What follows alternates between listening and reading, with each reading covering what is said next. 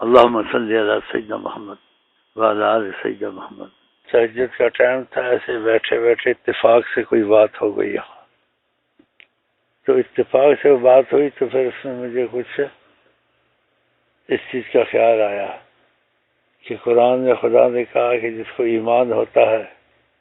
اس کو خدا کی زبردست محبت ہوتی ہے، والذین آمنوا اشد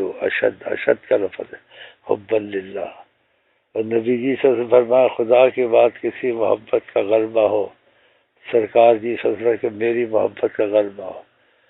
تو اس وجہ سے دل میں ایک چیز آ گئی مشورے کے طور سے،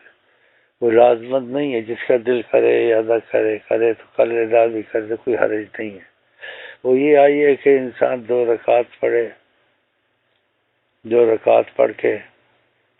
1000 دروشی پڑھے، کوئی دروشی پڑھے یا صلی اللہ علیہ وسلم پڑھ لے،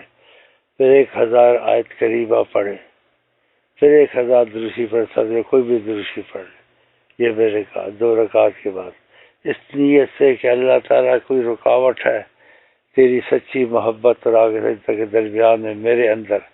اللہ تو اس کو دور کر دے، مجھے نہیں پتا تو اس کو آسان کرے گا، اس نیت سے یہ کرے، پھر بڑا صدقہ کرے،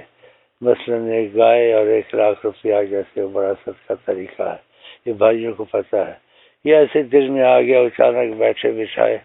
کوئی الفاظ ایسے شعروں کے سن رہا تھا جس میں کوئی عجیب لفظ تھے کہ مجھے مار گیا عہدہ تکنا، مجھے مار گیا عہدہ تکنا، کوئی ایسے لفظ تھے، تو میں نے اس میں کہا 3 چیزوں سے پیدا ہوتی ہے، جیسے ہم نے